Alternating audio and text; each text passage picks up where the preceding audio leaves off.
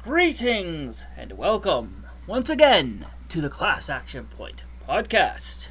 Episode Who Gives a Care? And that's why Indonesians are the best race objectively of the human race.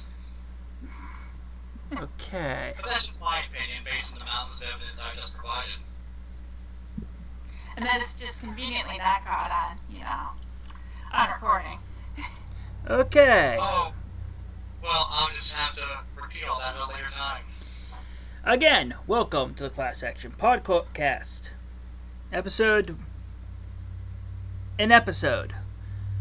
Today. I, for one, welcome our future Indonesian overlords. Today, we have Adam playing. I almost said Monk, Elvin, Cedro. Damn, I almost did it again. Wow, I can't spit this out. Cedro, Elvin, Monk. I almost said Elf, Monk, Cedro. Jared He's playing Monk, human psychologist. Yes. We have Jared playing. Special guest star. I'm playing Aya, the Tiefling Arden. Jessica playing. Zeuel, the Tiefling Scion. And introducing Nick playing. Manak, the Goliath Warden. And me, Andrew, playing everyone else. But wait, Nick, I thought you were playing a changeling assassin named Odo. Is not that Nick. I'm not at liberty to disclose that information. He's a changeling! Oh my god! Anyways, when last we left our party of brave adventurers, they had found the source of all the unpleasantness that had been going on and dealt with it. Well, most of it. They had dealt with a traitorous teacher, Professor Soros. They had saved the Professor Bakoth. They had done so many great things, but they still let this strange shade spirit of the Dark Lord Torkelheim to escape the castle. Well, For we now. Season 2, don't we? Yeah, that is true. Not quite yet. We're getting close, though. What do you mean? It's been about a year and a half. Come on now. It's time for a season switch. Fall's coming up. Gotta beat the sweeps.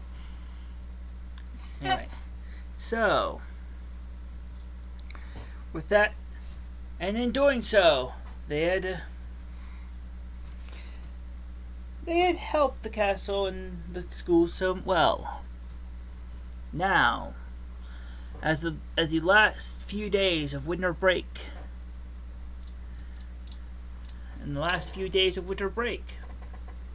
what will you do? Aya's going to get around to practicing with her horn. She hasn't been able to practice it ever since she got it. She was born with two of Feldman with that horn from Young Frankenstein. but she was born with both of them. But she was born with both of those. Not yet, horn. So, yes. I don't know what the equivalent of France would be in this world, but it would be a not French horn. So a Fey horn. You know, It's like a conch, obviously. Like it was bestowed upon you by the waves. Alrighty, so there's there's several more days left of the winter break, on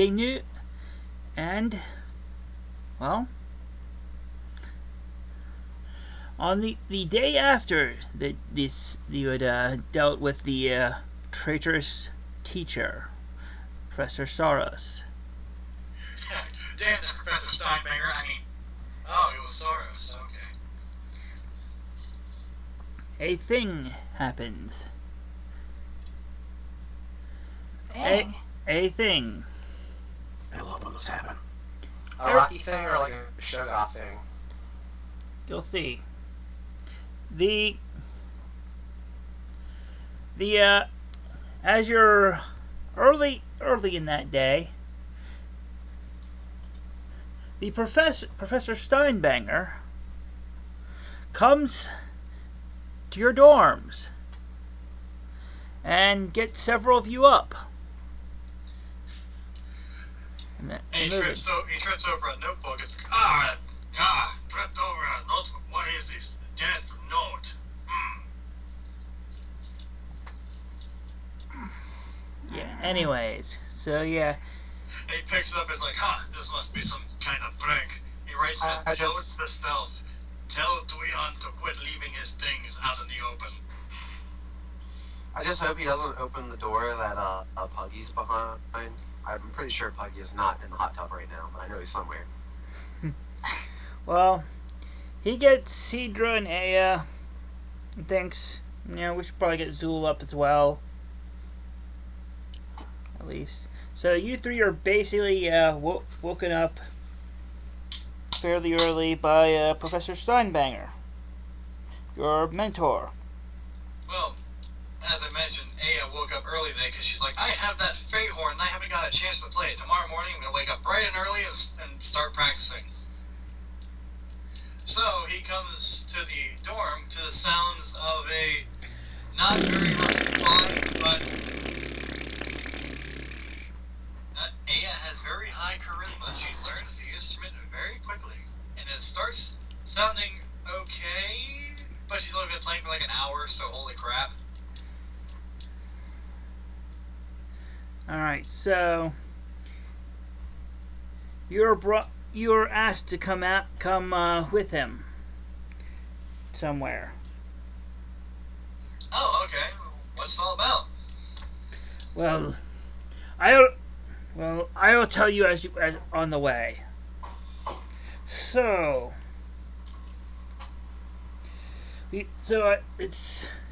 after the unfortunate incident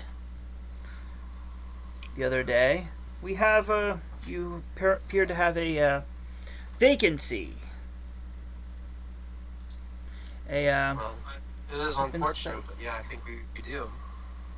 This is true. We have a bit of a latecomer who was interested in perhaps attending. And Asteron's unfortunate fate was not truly your fault, really, but you had accepted him into your group, and he had enjoyed it, and I believe you to be the best team with a vacancy to help and guide a new student. Well, hopefully he doesn't find out that, that sixth room that, is kind of cursed. We can never seem to keep the same roommate consistently. Well, yeah, you didn't tell him about the unfortunate history that room has, did you? Yes. You did? No. I mean, no.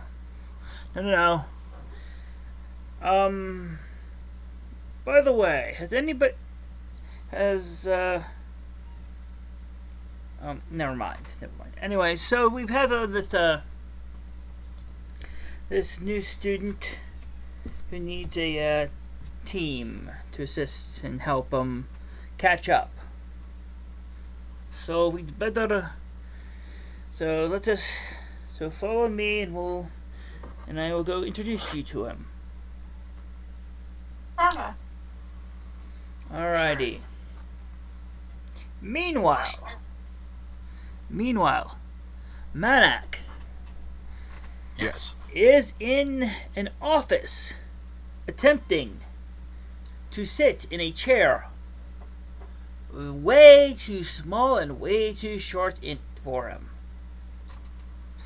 I kind of imagine seeing a full-grown adult attempting to sit in a kiddie chair. Sounds about right. Only on a larger scale. So Monarch would be trying to make this work for a little bit before eventually realizing there is no feasible way that this can happen. So he will just stand behind the chair, hands resting on the back of it. Alrighty. He stands there,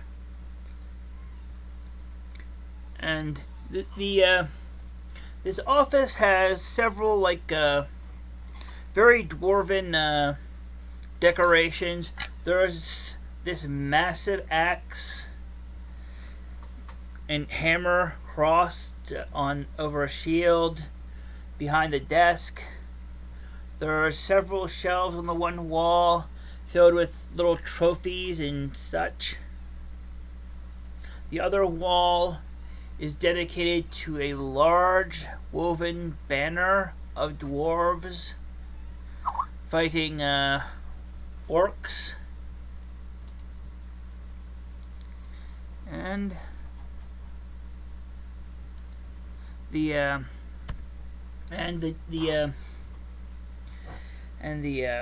desk has a ginormous paperweight shaped like an anvil, holding down a small stack of papers.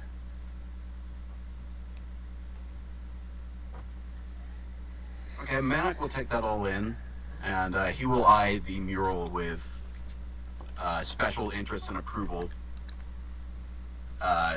He doesn't have much of a use for orcs.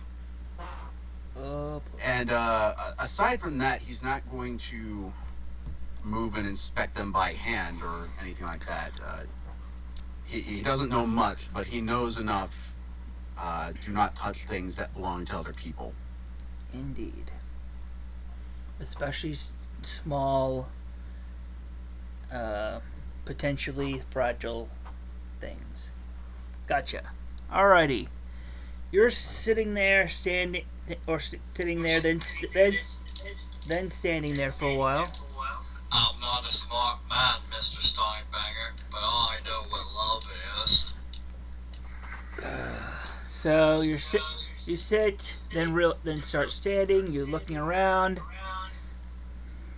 When the door opens, and there's an echo. Echo? Okay. There's a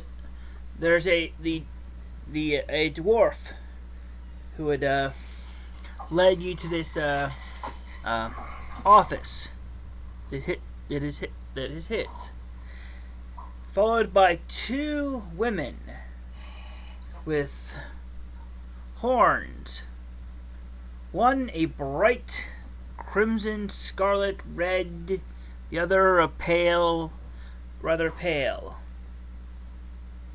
and a bald elf behind them. I'm not bald anymore. It's been about 6 months. A elf with fairly short hair.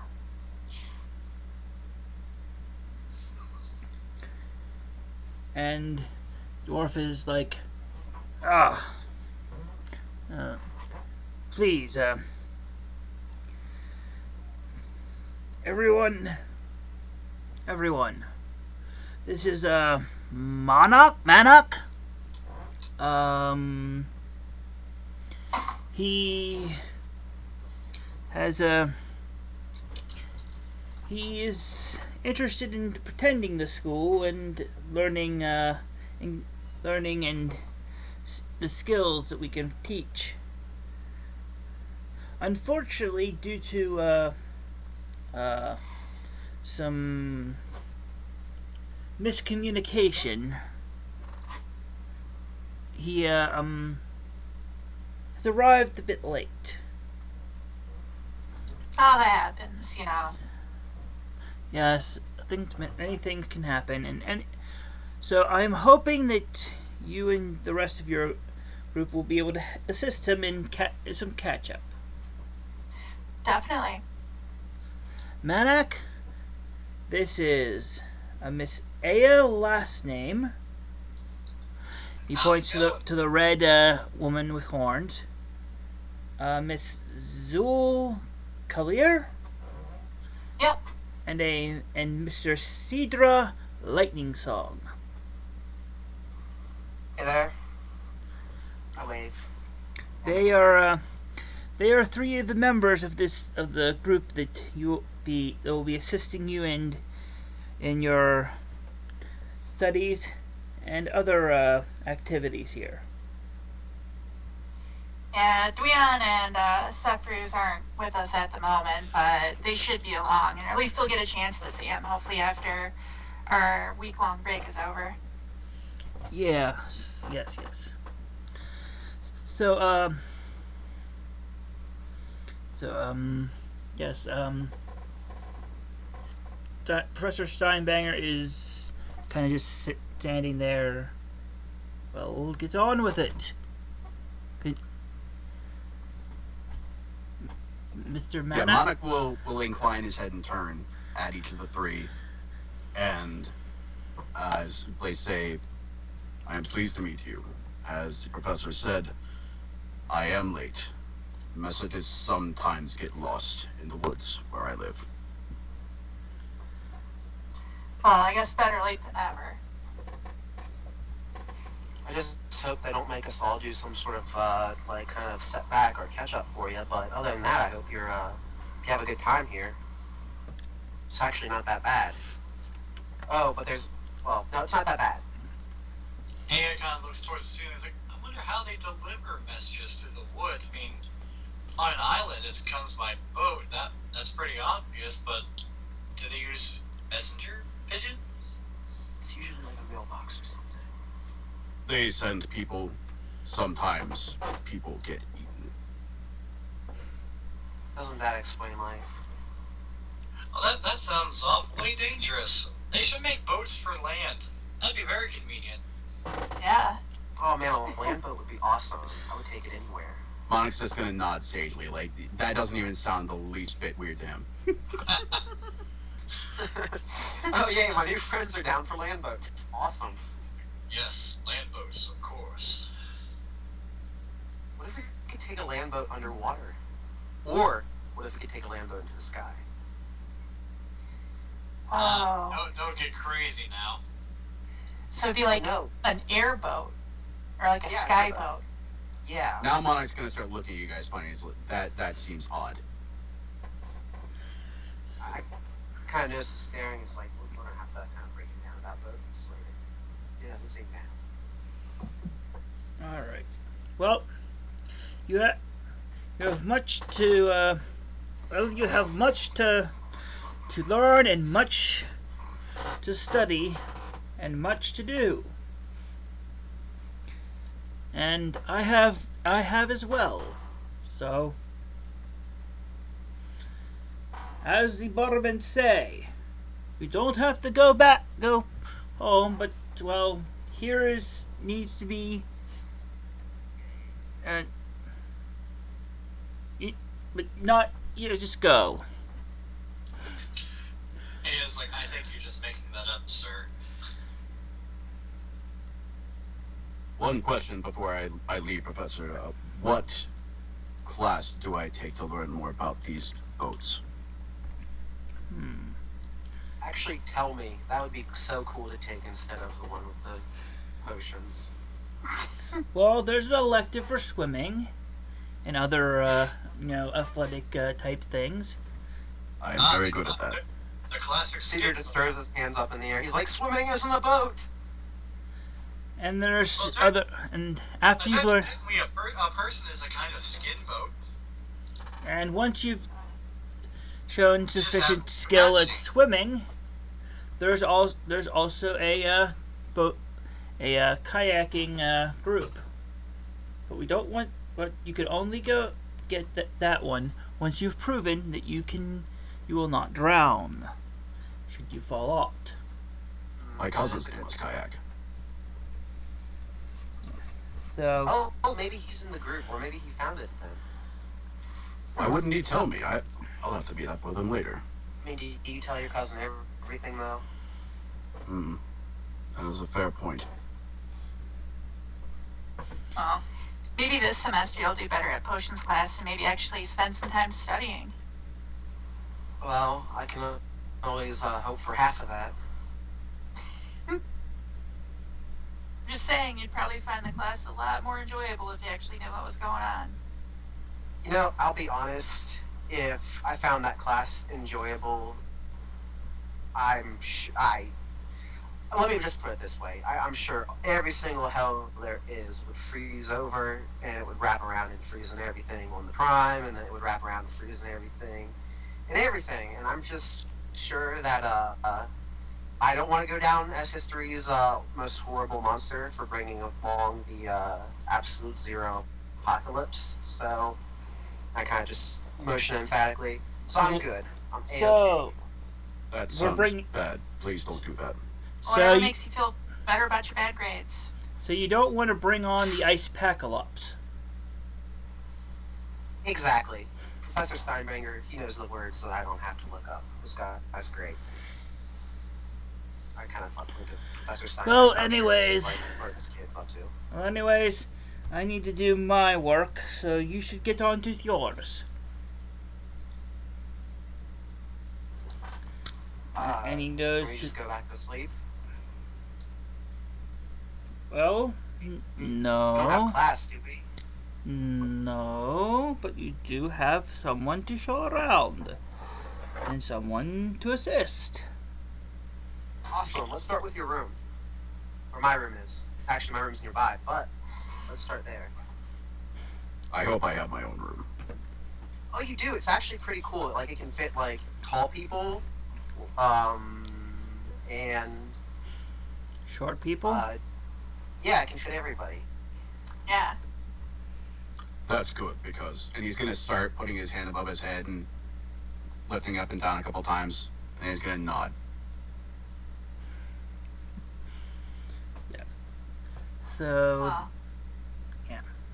I'll have to, I'll try to make it quick showing you around, because I got to start packing so I can visit home for the weekend for the day or two I can get. I just kind of roll my eyes and I'm just saying, like, oh, thank God my hand's not so close. Got out of that one, and I kind of, like, wiped sweat from my brow, like, as a gesture. Alright. What is this? Alright, so you head back towards the dorms and get to the barrier just outside of yours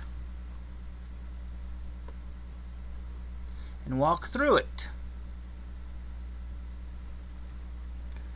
When Manic attempts to do so, he hits an invisible wall.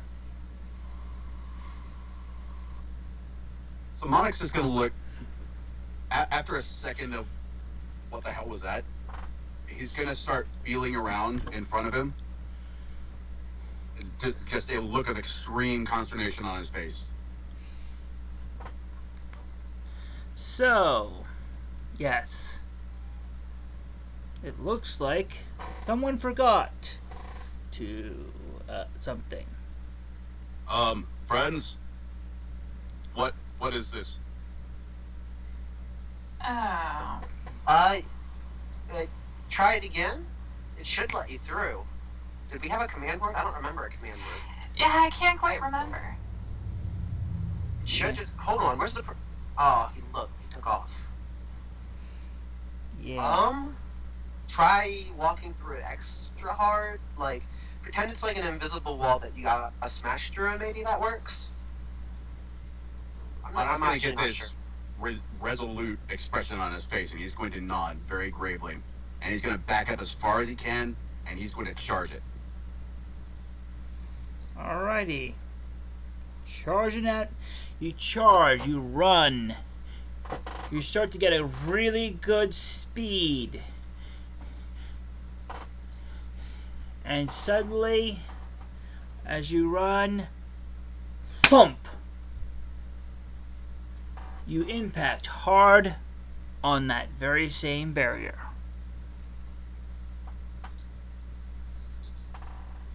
That's weird. I don't remember doing that before.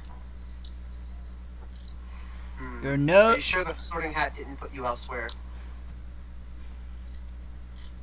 Or the sorting teacher? We call him sorting hat because of his big hat. It's outlandish. It's got fruit on it. It's pretty yeah. crazy. So again, barrier. Not letting Manic through. Well, we should probably go get a professor then, because obviously this is not supposed to be happening. There's a Alright. little bit of a wheeze in his voice as Monik. That sounds like a good idea. Yeah, so I think we should go and try to find at least, some teacher. So, yes. Might be a good idea. So, recalling there's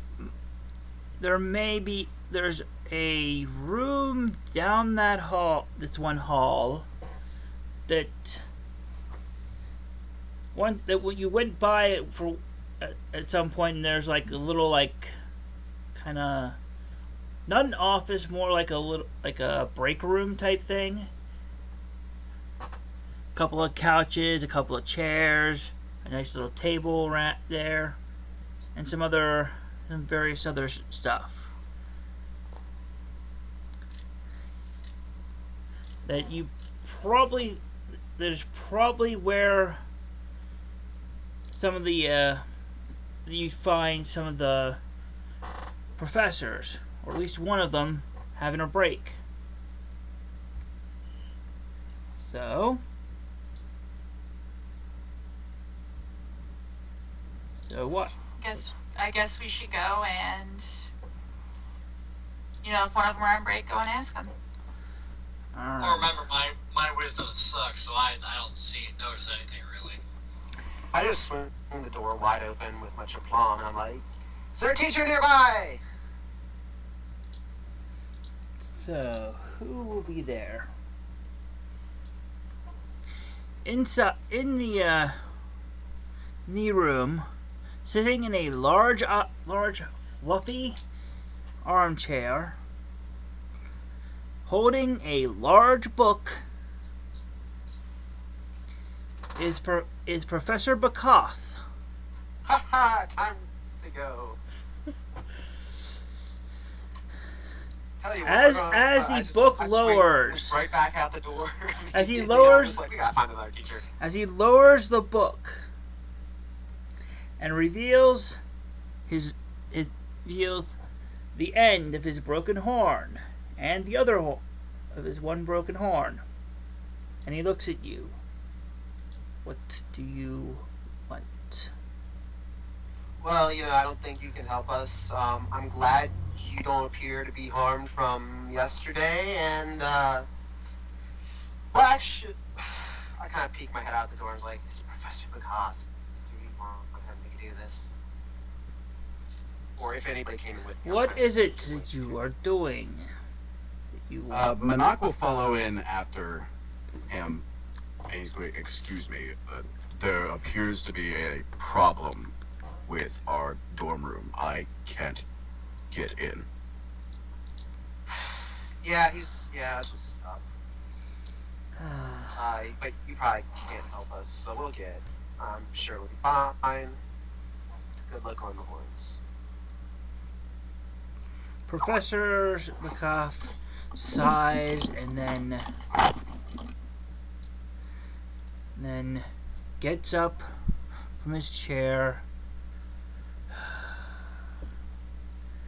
Let's go then. And Aya's just waiting outside, just like, "Oh, who'd you guys find?" And Professor Bakoth walks out. He comes out right behind us. Half of us looking kind of. I guess is the best way to describe it. Just a drawn out. Monik just looks relieved that he's found somebody to help. Aya has a non-reaction. She doesn't really have any opinion of Professor Bakoth. Alrighty.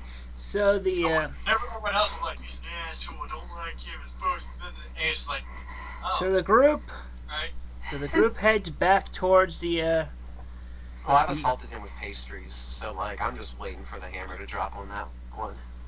Sounds like the best kind of assault. I'm okay with all the teachers in the end. So he follows along. You get to the barrier. Back to the barrier. He feels around for where the barrier is.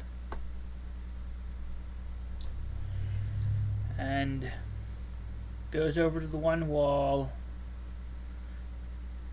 As a teacher, he can put his hand through the barrier, and he basically grabs a small, like, object on the other side. Walk through now. Monarch's going to look at the area with the barrier a little apprehensively, and he's going to cautiously put his hand through. His hand hits solid for a second, and then starts to slowly go through. Please The rest of the go Monarch will through. follow. Bakov releases the object and pulls his hand back. Combined Now, with Aya's low wisdom and Manak's low intellect, there's going to be some bad influences and bad decisions being made. Undoubtedly. Because Aya's going to be like, if it's going to let you through slowly, you should probably just lean up against it. so And Manak is there would be like, that anything sounds perfectly else reasonable. you need of me?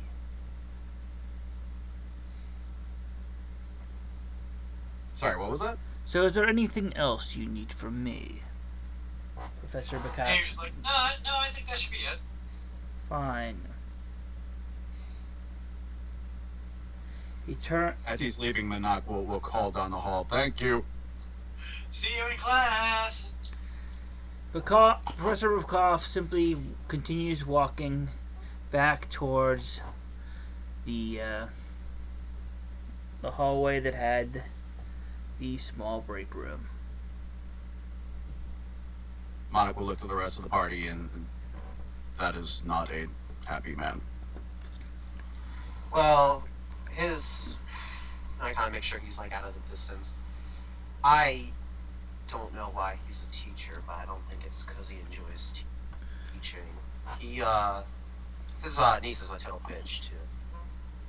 But I think she's just got a grudge because we keep beating him at matches. Yeah. We dominate, our school's, arena. Yeah, I'm Cedar's starting to get pride to his voice.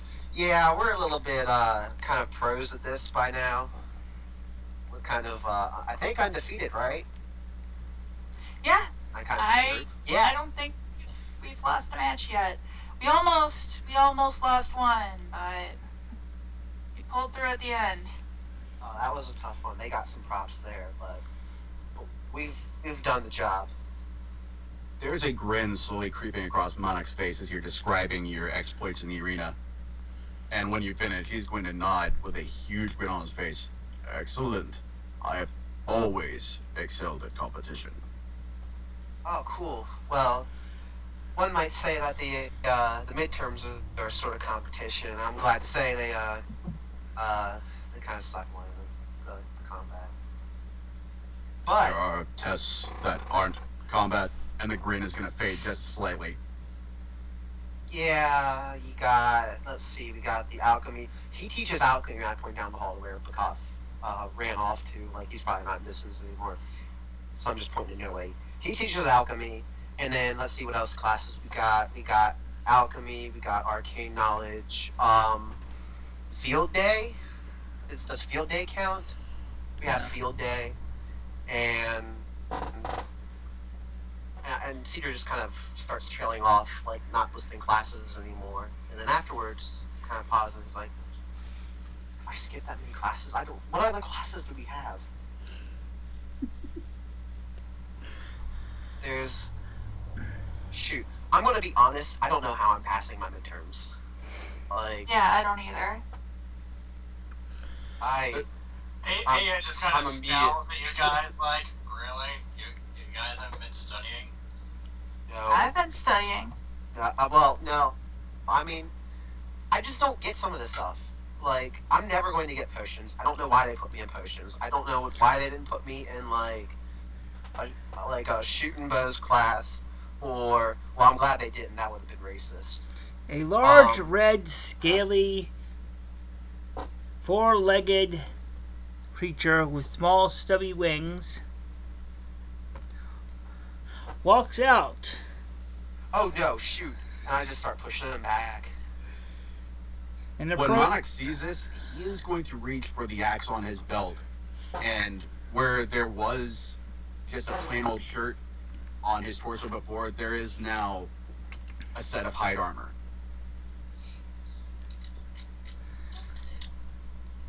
No, I don't see- hurt him. I He's see- a baby. As Cedra basically turns to try and hold Puggy back, Puggy licks him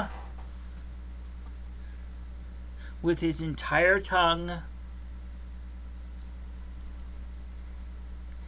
and just kind of rubs up against his leg like a cat would. A very big, scaly, winged cat.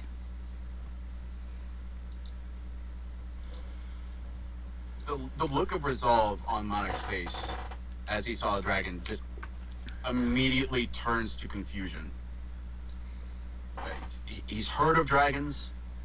He knows they're generally not a great thing.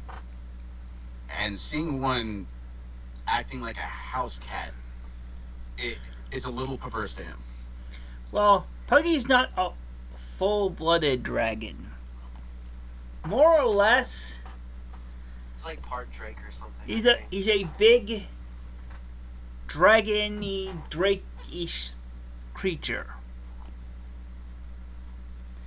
Imagine for a second that, say, a dragon, many of which have the ability to change their form in some way, decided to create mounts for its minions by breeding with some four-legged creature.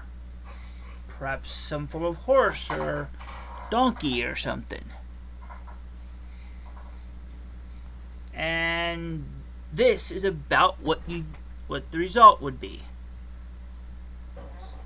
Basically, if you want, imagine a mob boss fucking like a car until everybody has smart cars. What? You know, you're a dragon, you got your bros, they're doing stuff for you, you're gonna have sex with a four-legged creature, so they all have four-legged creatures to ride. Same thing. Mob boss, sex with a Ferrari, smart cars.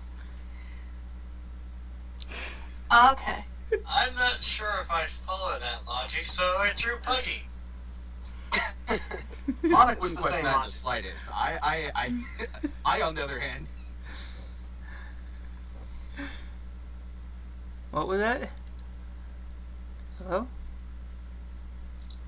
once somebody explained the nature of Puggy to him, he'd take his hand away from the axe on his side, and he would banish the armor back from whence it came. Yes, so they have a pet dragon, part dragon something. They still are not quite sure what the other part is. Ferrari. So, yes. At this point, Puggy will approach Manic.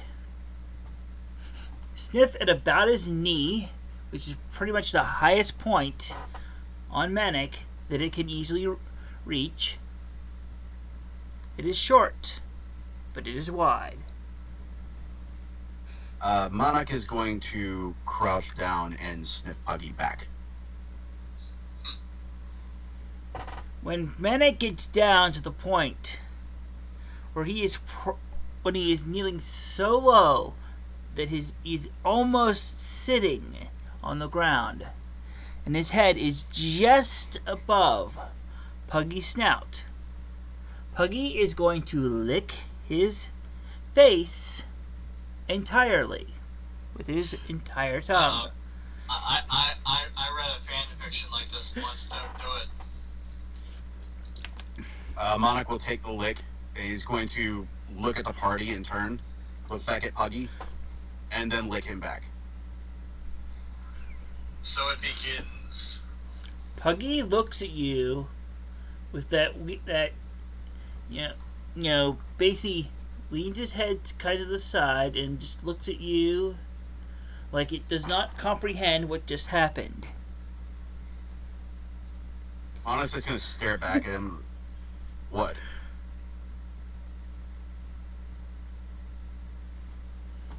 And he's going to look at the rest of the party. Did I do something wrong?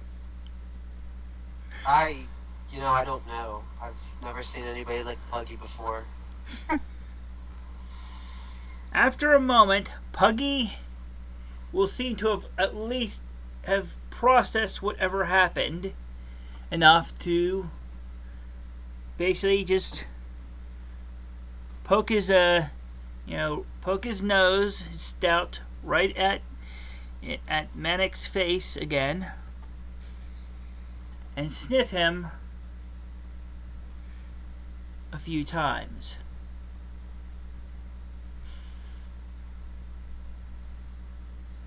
Monica's going to look at Puggy and just say, how long does this continue?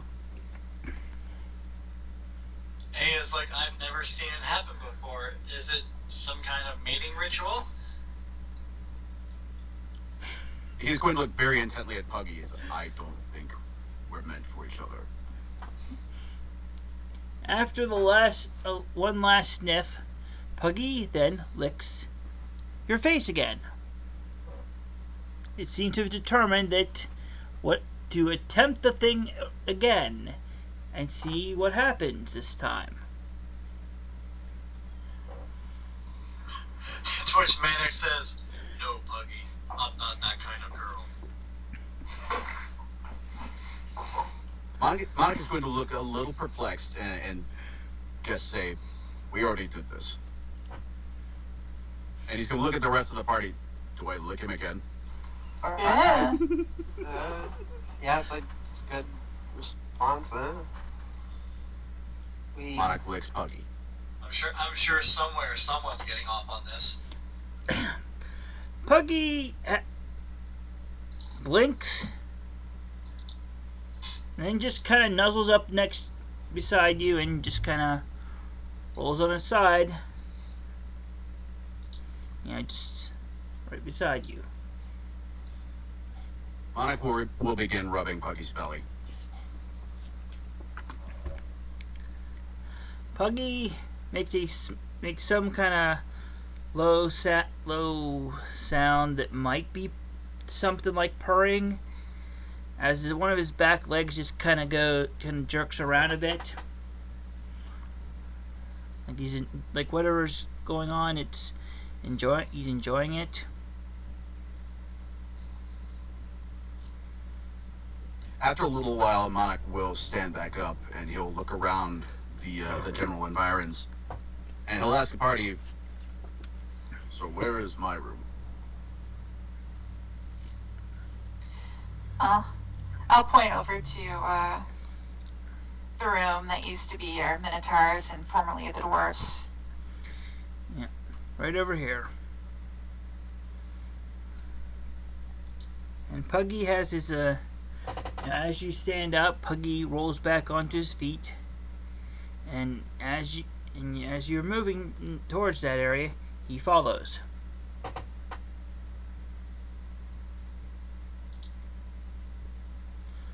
So yes, right over here. That sure is a thing that's happening.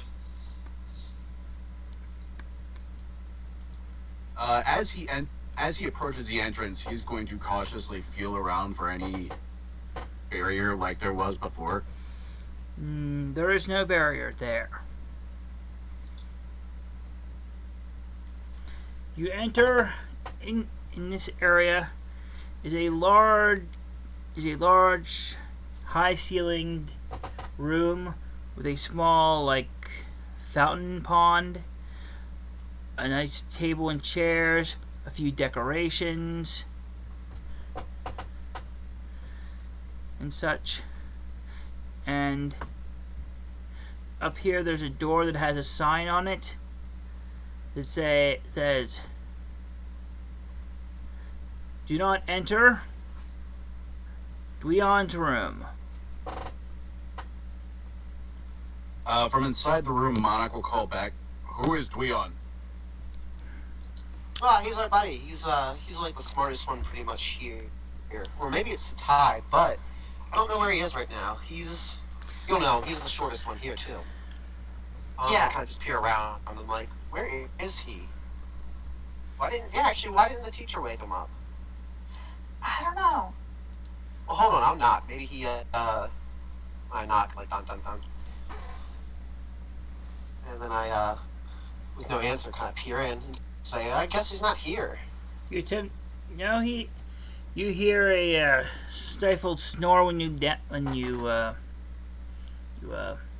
knock, and hear an object hit the back of the door. Oh, he must have been able to unbolt his alarm thing. Alright, well, that explains it. He's just sleeping right now. Alrighty. So, yes. What else? What happens now? Monarch will head to the room that does not have a sign on it currently. Well, the sign says vacancy for the moment, but the door is open. This must be Vacancy's room. Who is Vacancy? Oh, we had him for a day. He transferred out. He was absolutely terrified by large creatures, as it turns out. We probably would not have gotten along. Monarch will head inside that room. Alrighty. The door, he has to almost crouch down to the point where he's almost has to walk on his knees to actually get through the door. It is quite obviously not a door originally designed for people of great height. You see that as you're going through the door, you see there are two large scratches along the upper part of that doorway.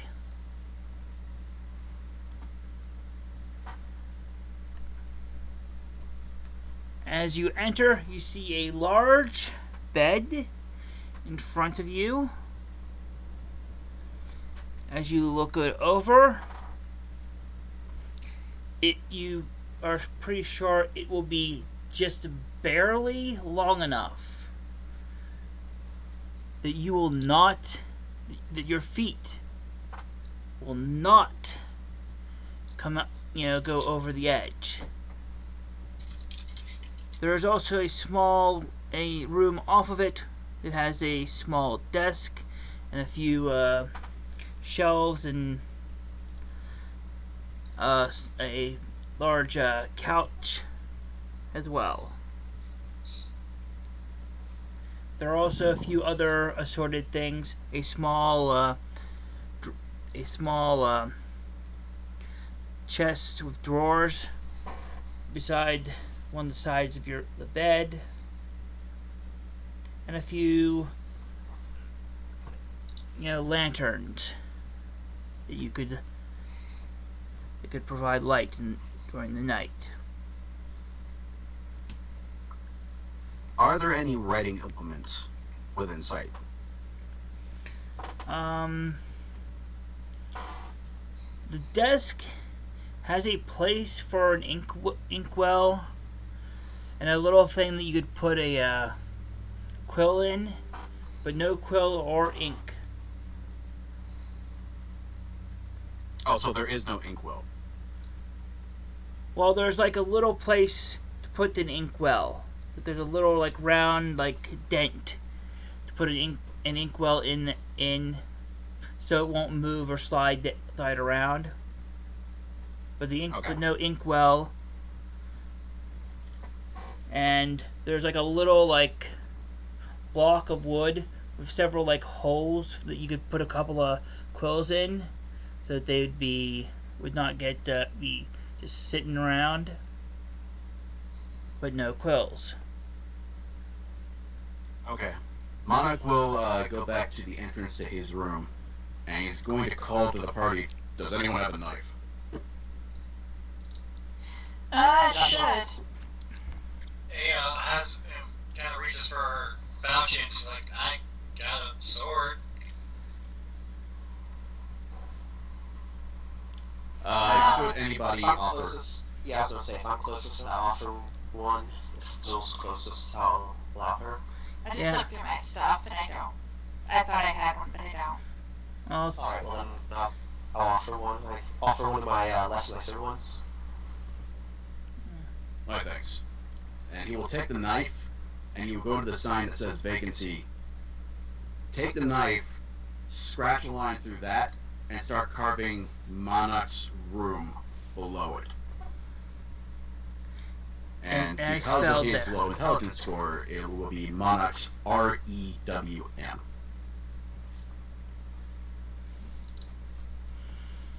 So yes, Close enough. it'll do. It'll do. It'll And do. Monarch will return the dagger. So there's a. So as you've so there as you are the you now have your room marked as yours. I would assume you may have a pack of some sort with a few personal effects of some sort. Would you do? Where would you put particular things in your room? Is there anything you would you check anything in the room? Make sure of where there are places to put things. If there's anything stored. If there is like a little chest or something, he will put his adventurer's kit, his climbing kit in there. Otherwise, he will keep what he has on him. There is a small beside one on the side of the large bed. There is a small box cabinet with several drawers in it.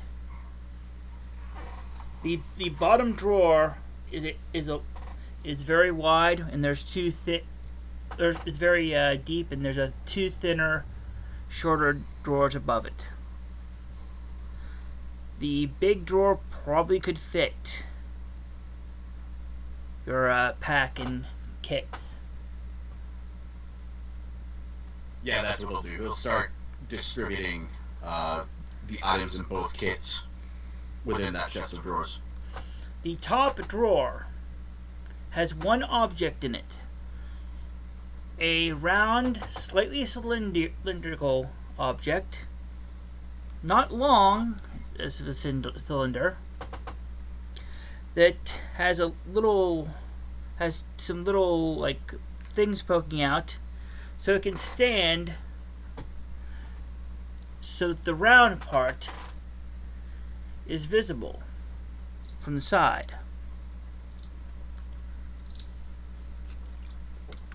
Yes. On the top, on one side of that cylinder is a series of symbols around the edge on that side, and it has a pair of small pointy things attached to the center that periodically move around it. One much faster than the other. Monarch is going to pick up the item, and he's going to study it briefly before going back to the rest of the party and presenting it. As he What is attempts to leave the room, as he's attempting to leave through the door, a barrier prevents him from moving past it while he holds this item.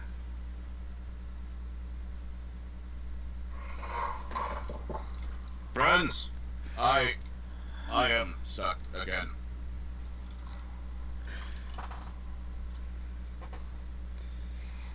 So, Okay, I'll go see if I can help. Hear you because her perception's balls. so yes, Zeuel will after a moment come to the door, to just outside your doorway, and see that you're holding what you're holding, and what will she do?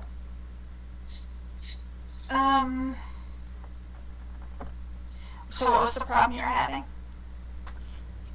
I have this item that I found in the top drawer, and when I tried to walk out my bedroom, the barrier popped up, and it appears that I am unable to leave. And what was the item again? Out of character, it was the alarm clock for that. Oh. They must have put like some sort of ward in place, you know. The school's probably, you know, touchy about possible stealing. You know, sticklers for finances and all that. But as you remember, as far as you can tell, the only thing that seemed to not go out, be able to be removed from that room, from a room, has been the alarm clock in that room. At some point, all of you have taken a chair, or some quills, or some other object from there, out of the room, out of your room. Though every time, that clock that's in your room will not allow itself to be removed. They're probably trying to discourage wastrels from bringing it to class and catching a nap between lectures. So, Monarch will put it down, and he will test the doorway again. he tests it, he puts his hand through. It resists for just a fraction of a second, and then goes straight on through.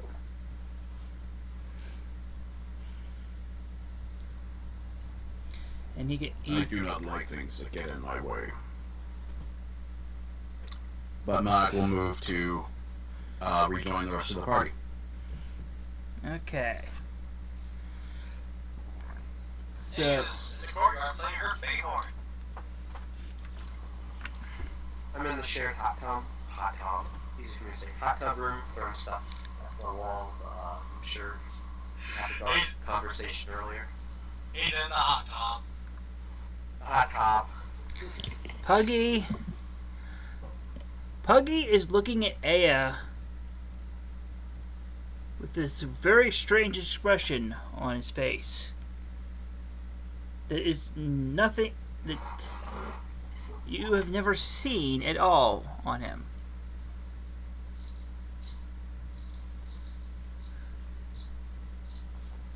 Yeah.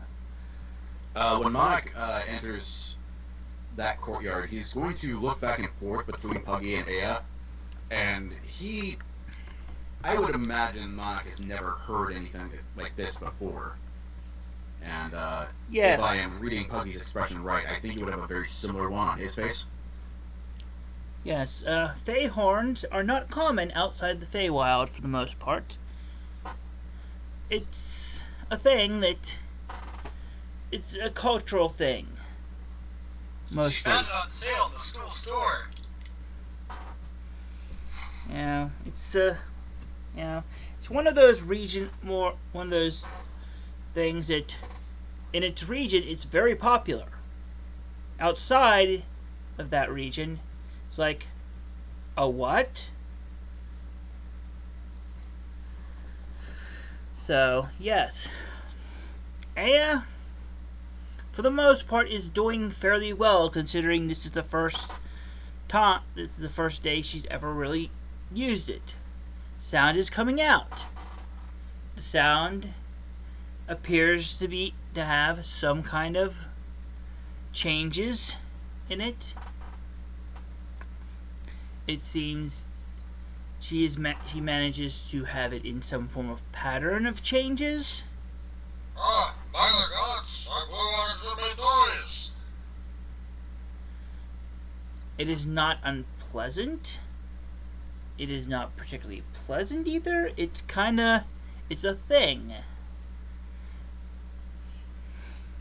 Monarch will have this bemused look on his face as he moves to sit down next to Puggy, facing Aya and just listening for a little while before he leans over to Puggy and asks, "So what? How long does this last?" As Aya, while she has been learning to play and improving slightly, Aya realizes, realizes something. Wait, is there some kind of instructions for like music songs? And she looks up, what? She's like, oh yeah, there was this book that came with it that had some that she hasn't opened yet.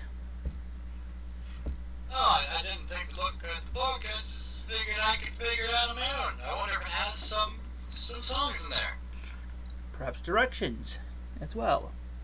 Maybe even a few tips. She can go and retrieve the book. Inside are all sorts of completely unfamiliar symbols on uncompletely familiar patterns, and that she has no clue about at all. Whoa, I thought I was getting the hang of this, but whoa. Yeah. Again, it is complete nonsense to her. As she looks it over for a while. Flips the book on its side. Flips the book completely upside down. Continues around. Does anybody know what language this is? Kind of thing?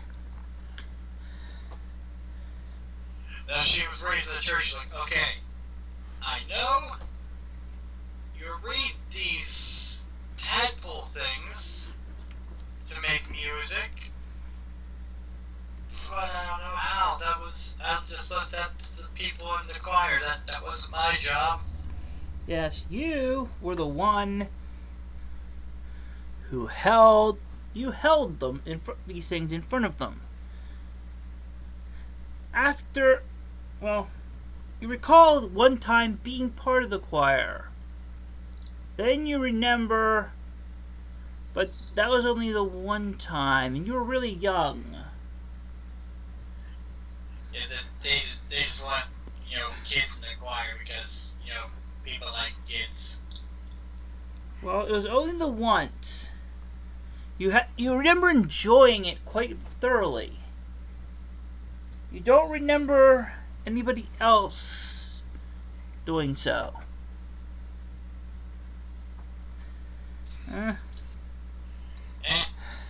She just gets right back into it. She's like, I'll figure it out later.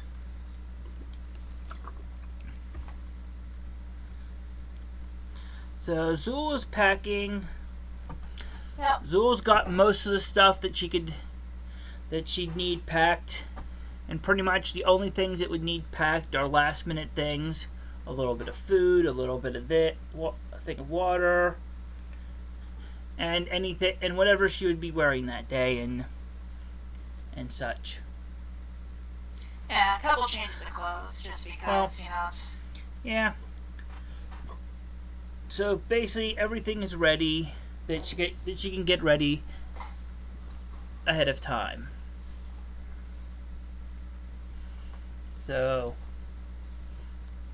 what will Zeuel do now? How long is it until my ride is scheduled? Well, Later that day, or is it like next day? it'll be sometime in the early morning the next day. Probably go get some food, Yes, because I still haven't gotten breakfast yet. true, and it's nearly lunchtime at least. Yeah, So, so I might have to double up. as you head out towards there, you see Aya playing this horn adequately.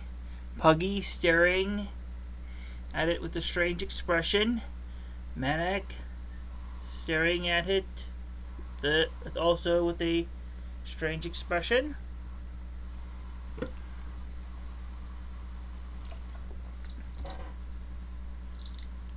So, Zeuel. Zeuel, Say again? you come out to see Aya playing this strange horn. Puggy staring at Aya with a strange expression. Manek also staring at Aya with a similarly strange expression. Oh, I'm just glad that, I'm all about self-improvement. If she's trying to teach herself how to play the horn, then more power to her. Yep. I'll give her a thumbs up as I walk off to get food. Alrighty.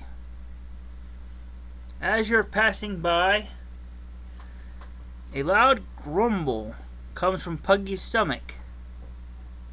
Then a louder grumble coming from Manek's. Monica will look at Puggy, and he'll nod and say, "Me too." Yes. And it's like the only time she's ever heard anything, because she was pausing between notes, and she's like, "Wait, what? Wait, is it breakfast time?" Well, as you look around and look up and see that it appears to be nearly noon.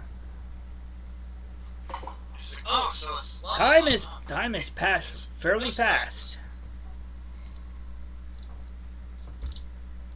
Cedra, in his hot tub, also starts to feel grumbly. Yeah, Sierra is certainly hungry. He's not actually in the hot tub. He's just throwing darts or whatever at the dartboard that's in that room. Yes. You can't see it, it's on the wall. Yes, there are 5 darts, 2 of which are red, 3 of which are yellow. One of the yellow ones is missing one of the fins.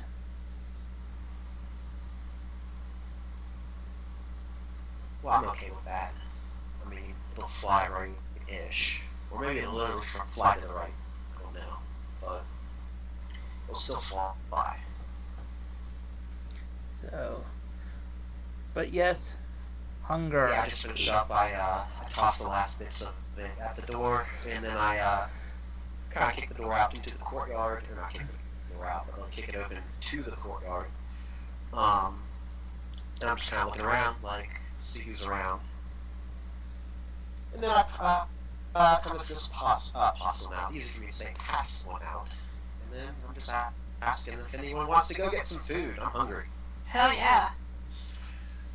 And it's like, so am I. I completely forgot about breakfast. Yeah, I usually sleep through breakfast, unless it's something we gotta get to class for afterwards. so I forgot about it too. So where do we eat? Oh, it's, pardon me, the teacher woke me up. It's down that hall, and then you take that direction, and then go that way. And if you follow us, you'll know where it is. Even in that short series of directions, Monica was already starting to get lost, and the nod and the expression on his face kind of conveys that.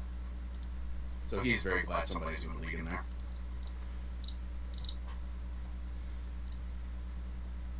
Alright, guys, you want to go get lunch then? I'll just so Hey, why not? jackass isn't there. Make me lose my appetite. Want an empty stomach. Alrighty, you head down the halls to the Great Hall, where you dine. Guion and Zephyrus and the cat are not here right now.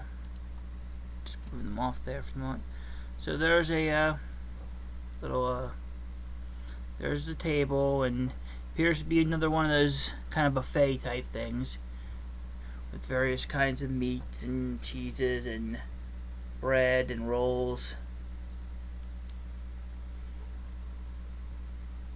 Several kinds of fruit as well. And drinks. Monica's immediately going to grab a plate and just start piling on. That sounds like a euphemism. Yes. Monica doesn't deal in euphemisms. Even if he knew what they were, he probably would not. Well, Manik is not a bard, so he doesn't deal with ukuleles. Those either. So, again, all sorts of stuff to eat.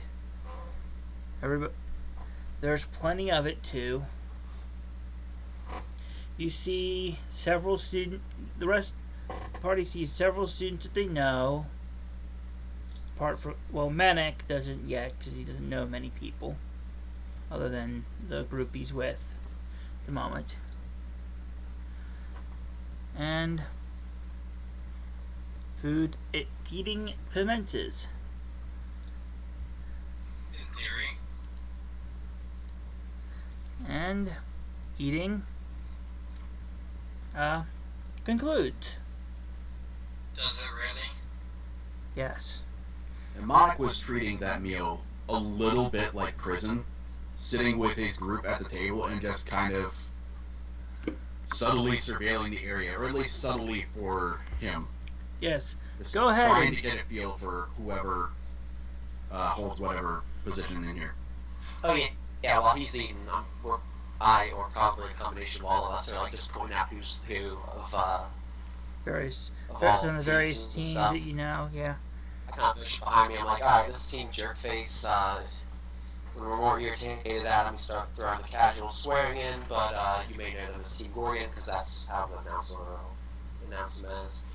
And I just kind of just like way dismissively, and that sums them up. And then we got a motion towards the table across from us. Got those guys. Don't think we fought them. Over there, that's Fang. I forgot what his team's name is. The short one. She stabbed me once, I think, or was that Persephone? I get those two confused because they're usually the ones that are unconscious real quick. And over there, that's the twins. They're I'm sure they're nice people. I don't think we've spoken. We were in a fight once, but we won.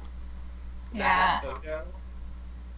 And that's over there. That's Hope. That's Zephyrus' Lady Pal. And over there, that's Seika. That's Leon's Lady Pal. And over there, that's Ulrich. I think he sits at their table every day, not just right now, right? Like he belongs to that table.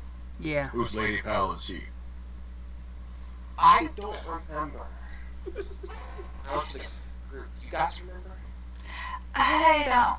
Oh, you forgot to mention the one time that we fought Vicor's team and threw Vicor into Lunar. Yes. Oh, You see a tell lot. that story. I telekinetically, during one of our matches, threw him into his own girlfriend repeatedly.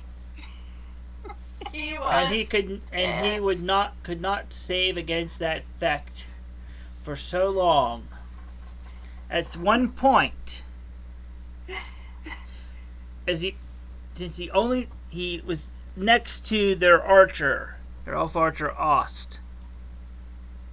In a fit of desperation, Vicor picked up Ost and threw him at someone, because that was all he could do. He was not happy. Monica is going to mentally stumble on the word telekinetically, but when you finish that story, he's just going to burst out laughing, just uproarious laughter. Of course, the next time we fought him, he was pissed, and you could definitely tell he played a lot harder. He gave us all this the next time, that's for damn sure. I would hope so. Yes. As you see the back of Vicor, he is just over. He's just over 8 feet. Barely. 8 feet, a couple of eighths of an inch, maybe. 2 or 3 eighths of an inch. Barely. 8 feet. And he's just making a little bit of a rival. Indeed. Congratulations. Vicor has a new rival this time. So, Not while you, because you're not going down the story. Or while Zul's telling the story, I quickly read the copy real quick, and I'm like, psst, hey, we cool? Sorry I spooked you at the dance. Couldn't tell you afterwards. There were zombies. You alright? Copper's like, no difficulties. We're It's cool. Alright, I'll save the stories for another time then.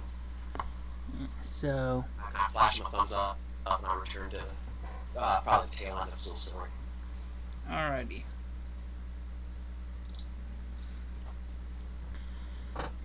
Can somebody give me a perception check while we're at it?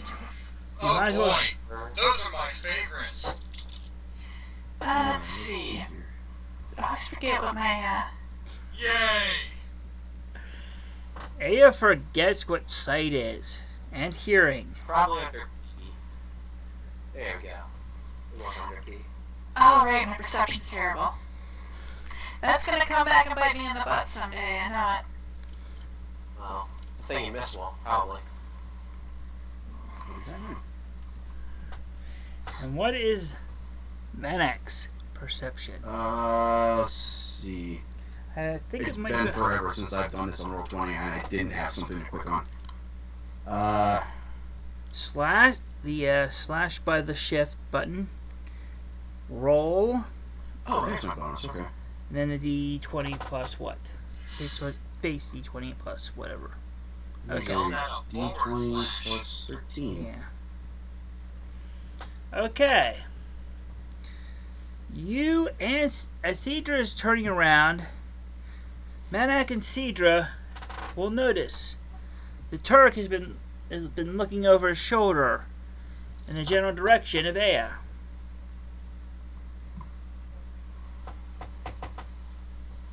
I look over Manak at will Aya, recognize him as being at least part orc.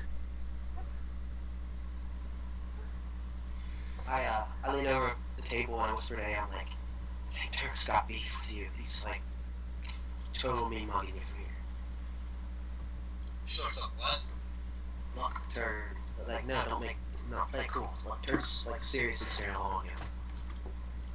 It does not play it cool, she just looks right at her.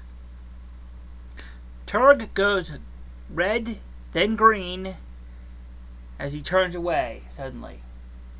and just kind of looks in the exact opposite direction from Aya. He doesn't look much like Cal at all. Mm-hmm. Manic's gonna look at Aya, or from Turg to Aya and Sidra, and he's just gonna ask, do we do something about that look? Well, we usually wait till we got another match and then we do something. I don't think he's gonna try anything here. But I'm pretty sure he's probably pissed off that we, boss. What do you think he could be pissed off at? I just know he has to be pissed off. Look at that. Well, the last time you recall the last time you saw Turg before now was at the dance, the ball on the holiday a couple of days ago, where he had basically approached Aya and yelled, "You, me, dance now!"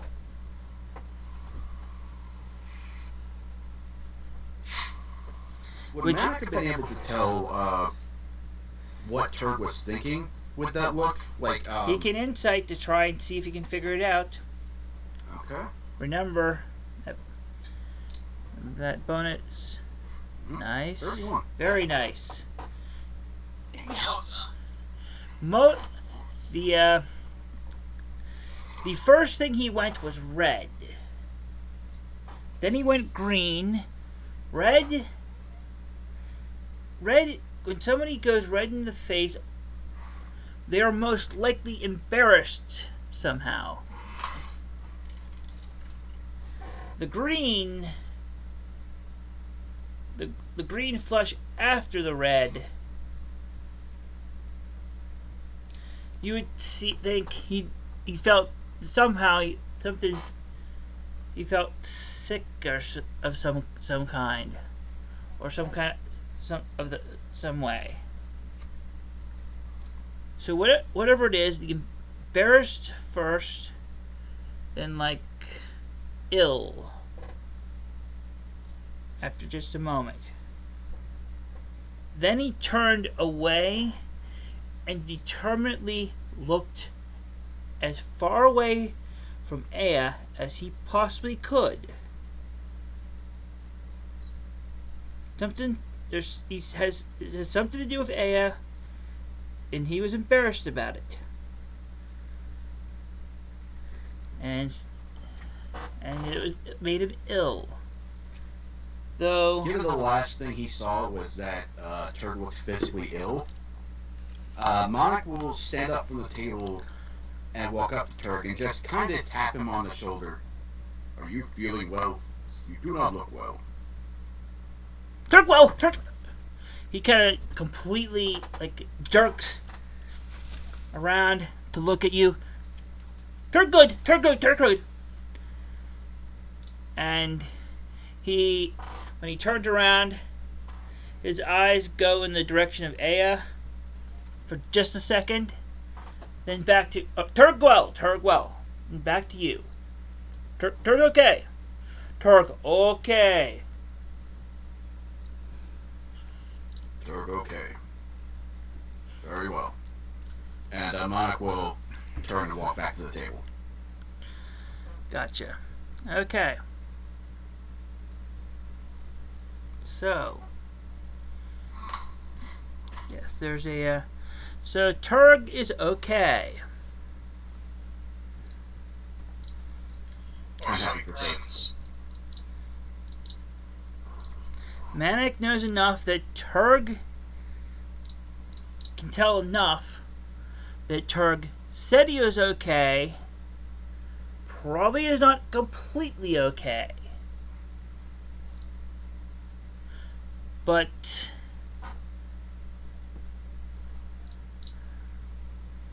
what else? But what is not okay?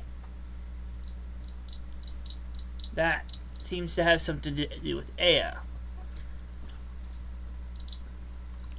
Yeah, since Monic's so new here, he's not going to really dig or go into waters that are too deep for him. He's just going to kind of Well, observe. well, considering his height, there are a lot of waters he could go in that would not be too deep for him. But the waters of the heart are deepest of all. True. Alright, so food finishes up. Dessert is not a fancy thing, some pudding and stuff, pretty much. Yeah, pudding. Monica likes pudding. Yes. There's several flavors of pudding, some chocolate, some vanilla, butterscotch as well. So, after eating a bit of a pudding, the most of the other people in the hall start filtering out in groups here and there. The majority of Team Gorgon leave. Turg is sitting there with a small bowl of pudding that he seems to be rearranging, but it's not being eaten as much.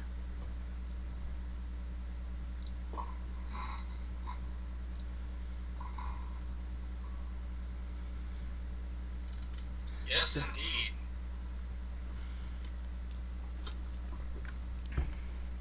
Monica will look to Cedro.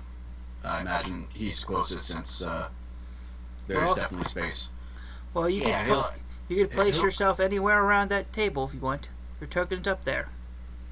Or a Oh, coffee. there it is. All right.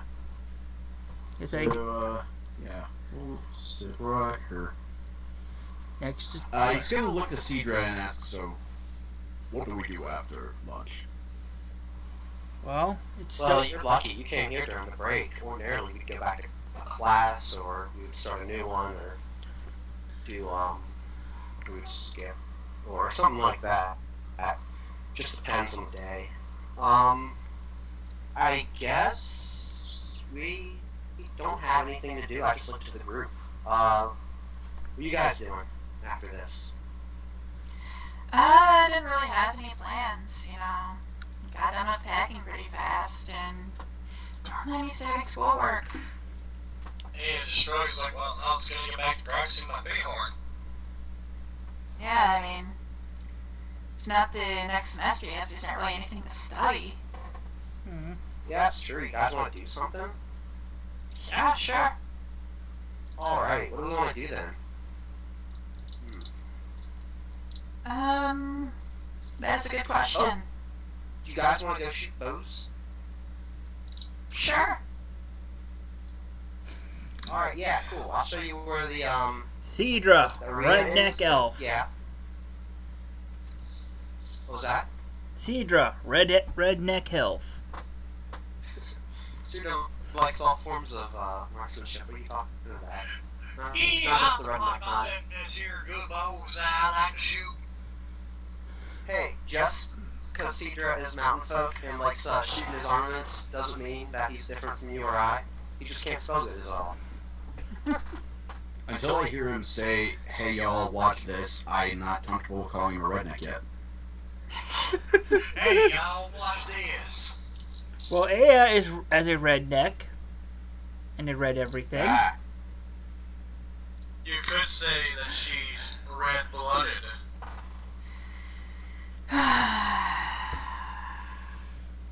Yep. You're Well, if seeing you now don't what you're getting mind, into. I want to shoot bows, and I guess Zul doesn't mind shooting bows. If you want to shoot bows, I'll show you the arena, and we can shoot bows. Monica's face will light up a little bit, and is yes, I very much would like to see the arena. And Shrug's like, well, I'm not really interested in shooting bows, but I can bring along my bighorn. Well, I don't have any problem with that. It sounds pretty good, I think. Yeah. Yes, good.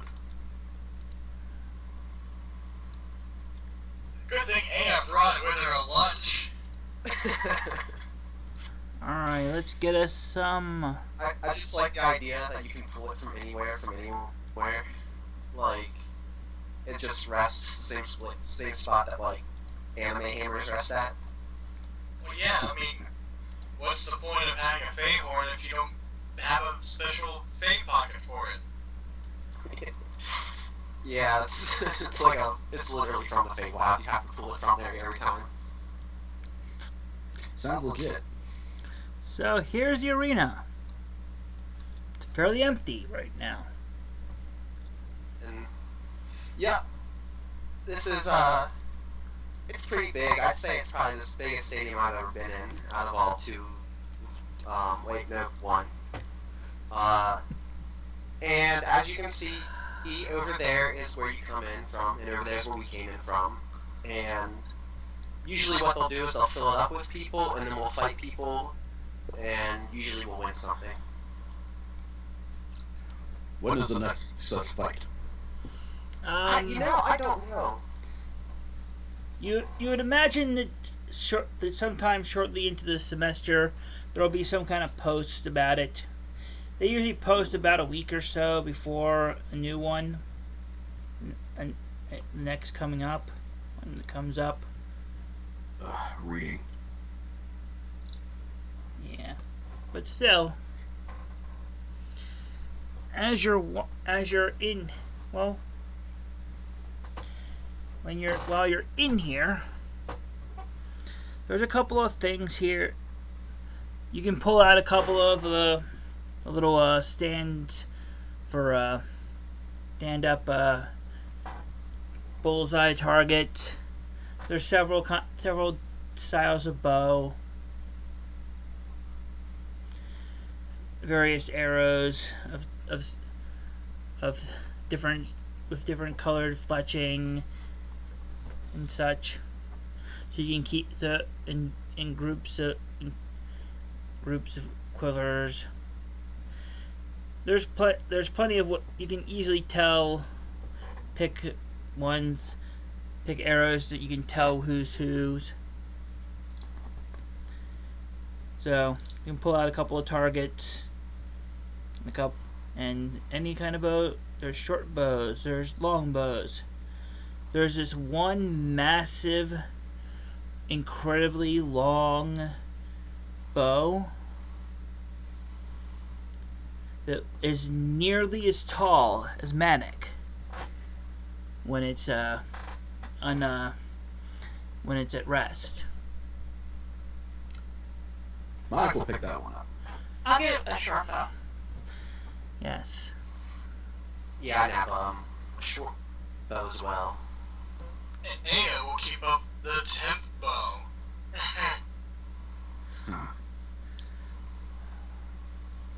So yeah, I pick up a bow and I get a shade of color I like for my arrows. Maybe I pick my favorite color's not there, or maybe I pick my favorite color. yes, there are several different colors.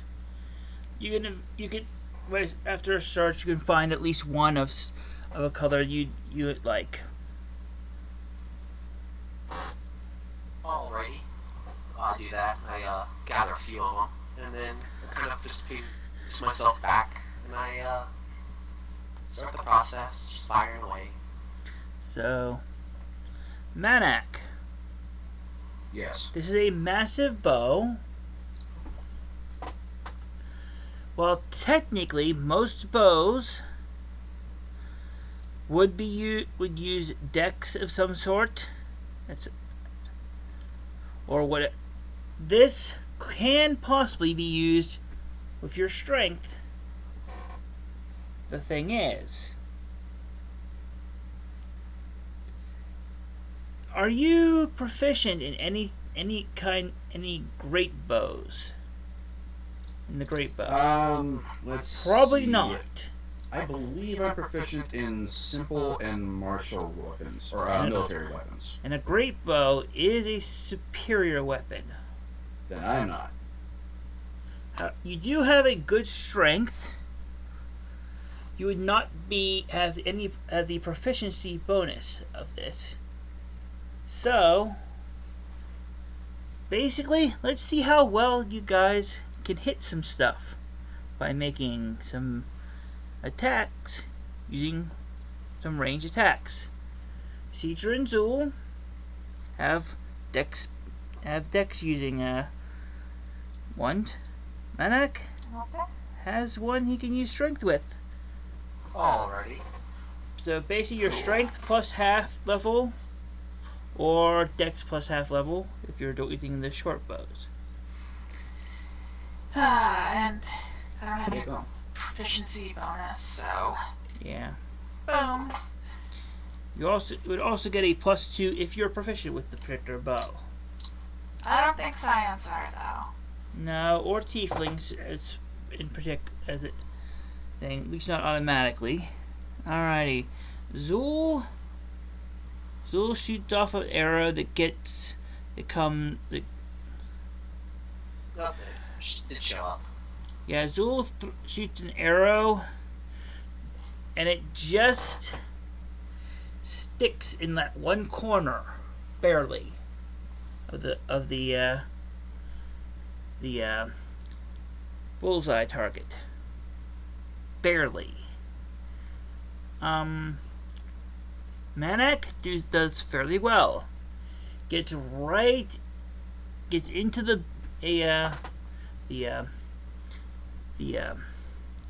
center of the bullseye, just slightly to the left of the center.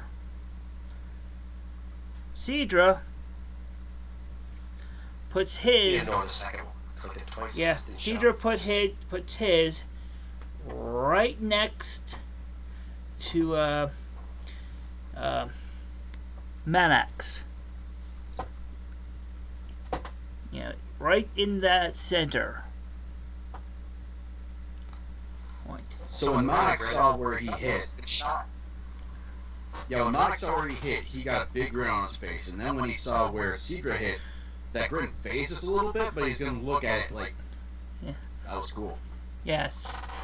Zeuel barely hit the target at all. Well, close only counts in horseshoes and hand grenades, as I've heard, and barely hit the target, still hitting the target. Yeah, well, Zeuel would say, yeah, that close only matters in horseshoes and fireballs. Yeah. Monarch will give Zul a reassuring pat. Oh, I hit the target. Not the center of Wasn't the a great hit, but still hit. I'm kind of like a ear wide grin. I'm like, man, I think we're pretty good at this. We should. I mean, I'm not saying we should form a team or anything, but you guys aren't so bad, and I know I'm not so bad. It's I've kind of never been impressive, used actually. before. Oh wow, I bet you're a natural. Then do it again. Alright. Alright. And Monarch will draw and open fire. And do very poorly. No, not like that. You gotta like straighten up, and then you gotta pull back. Yeah. He pulls like it back, this. realizes something. Pulled it back a little far, just a little far, because of its size.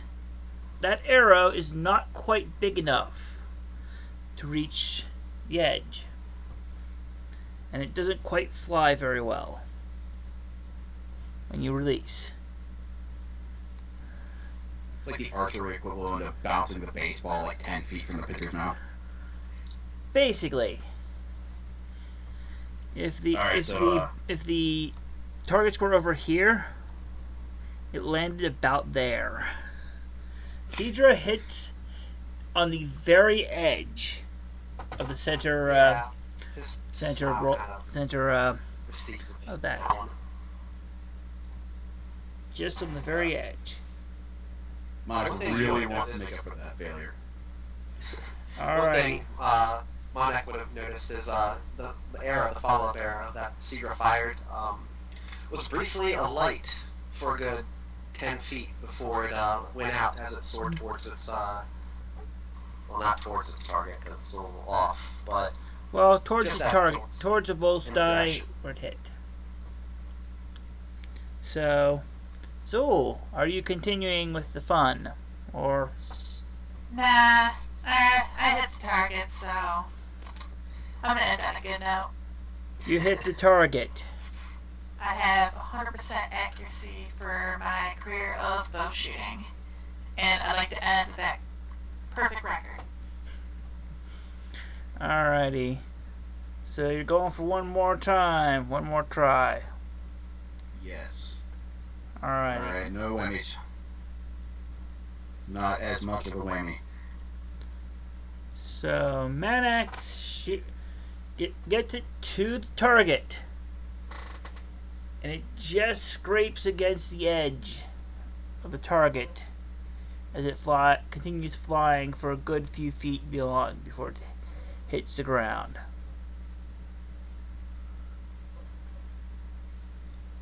Monic's gonna start examining the bow, thinking he must have broken it or something. No, that was okay, man. If that was like a kobold or something, you nick him in the throat there, that would have been a killing shot, you know? You gotta not underestimate the power of just straight up shooting something at the vicinity of someone else. You'll be fine. Well, I kind of reach up to pat him on the back. I did so well the first time, though. I don't know what's happening. yeah, it's luck. okay, it takes practice. You gotta not sweat it. You gotta be like me and always practice all the time.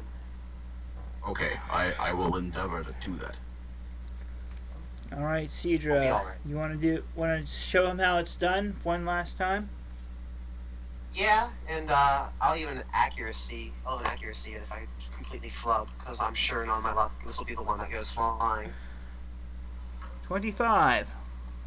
And there's my accuracy for Well, nothing 25 will hit. It is in the center. It is in the center. When you go up to it, it is just to the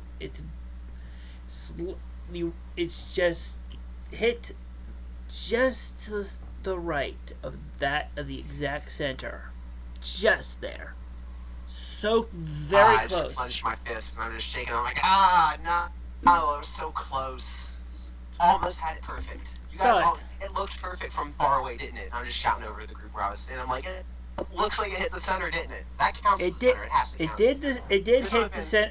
It hit the center. It hit the center circle. Almost in the exact center of that circle. Almost. I'm not happy with this. It's almost. Why tempt me like that? It was almost perfect. Yeah, Monica can tell that you're justifying something. He just has no idea what it is, because that looks Look at dead it. on. It was almost perfect. Well, I'm trying that again. And there's no way. I have to be able to do that again. And Cedar's he's stomping back. He's like, no, I have to get this. This is going to, I swear I can hit this in the middle. I've done it before. nope. It's I'm on the edge of firing them off rapidly, like, with no care to the aiming anymore. Alrighty, fire several of them. One of them, I'm like, I believe. One of them goes flying. One of them hits the other target on the edge. One of them, two more of them just to go, right beside, exactly to the right of that one, the first one, and exactly to the right of that next one, making a straight line of 3 arrows. Monica's just excited to be here right now. Cedar just exhales angrily. He's like, and probably feels maybe 5 degrees warmer in the vicinity, and he's just like, all right, I'm done. Whatever, I'll do it later. This is for calming purposes. I don't feel calm right now. We'll be fine. I don't know There's why a chime you're in the calm. You did distance. quite well. Well, it's not. It's fine. It's fine. Cedar seems like he's done talking about it. He's like, it's fine. So as you finish up, and start putting away some of the stuff. Aya finishes whatever tune she was attempting to play. And she looks up.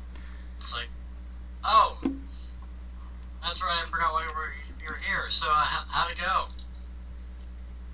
There are several arrows of Cedra's style in the center. There is one also of Manek's in it. Zeuel's one arrow is still kind of hanging off the hanging there at the corner of that. Still a hit. Yeah, you didn't completely beat it like I did. There's also a single arrow sticking out at an angle in the dirt in front of Monarch.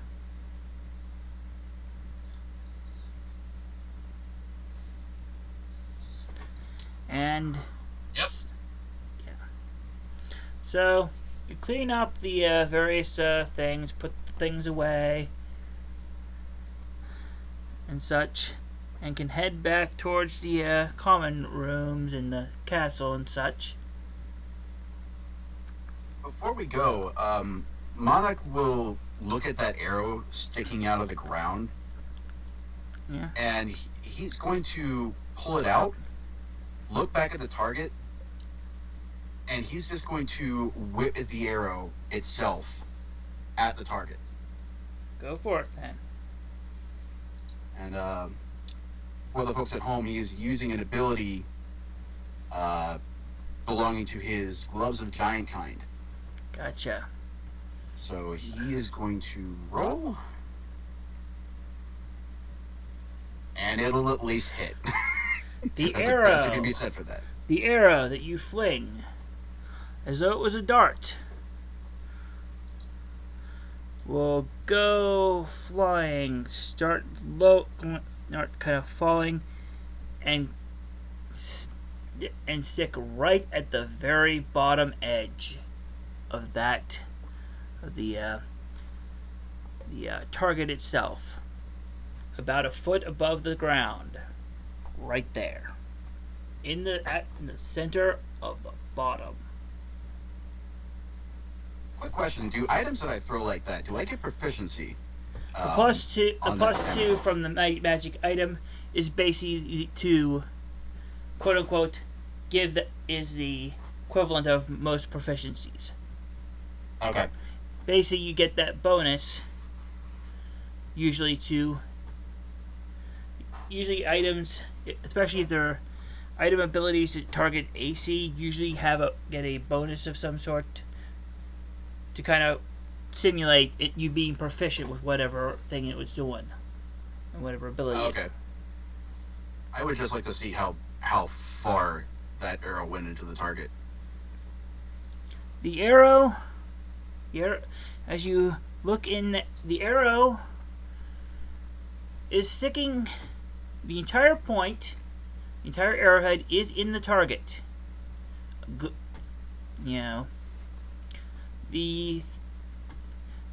While the arrow did not barely hit the target, it is fairly deep in it.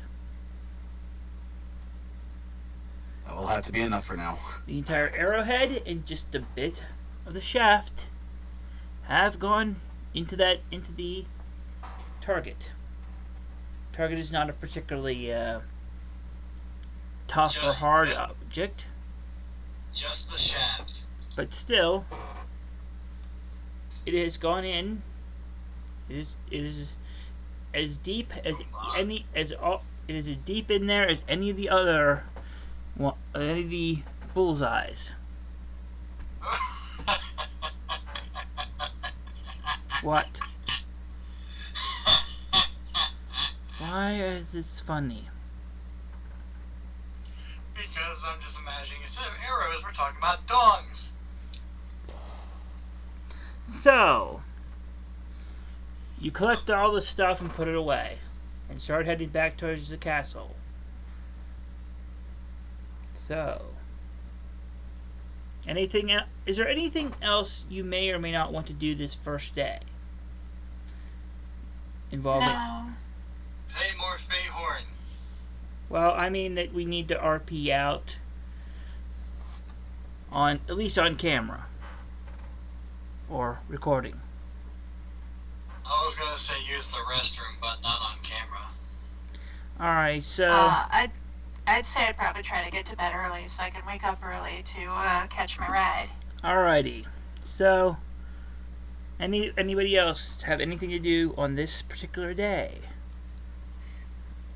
Not really. I imagine Monica would just be killing time playing with Buggy. Alrighty. Yeah, I'm kind of keeping it low energy until I've got at least one partner in crime to get into some shenanigans Yes. with. Sephiroth and Dweon appear to have been sleeping all day, as much as they could. You recall that the previous day that Sephiroth had been through a lot of punishment with those during the whole secret chamber and the events that were inside of it. And Yeah, he definitely took a beating. Dweon sleeps, or tries to sleep, in all the time. If it wasn't for that alarm clock, he probably would not have woken up at all, ever.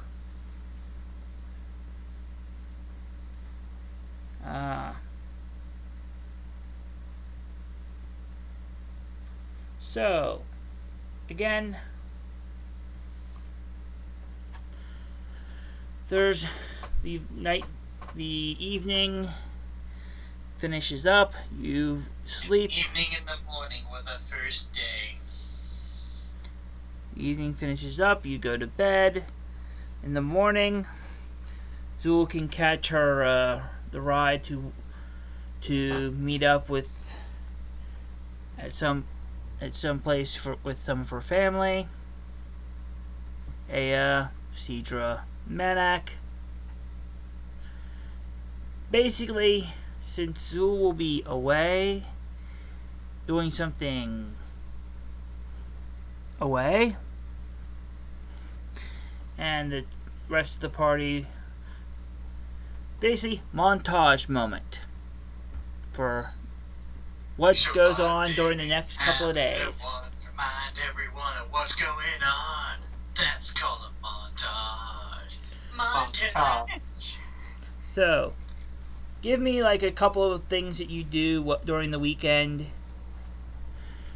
to get Manak Monica, and yourselves ready for whatever.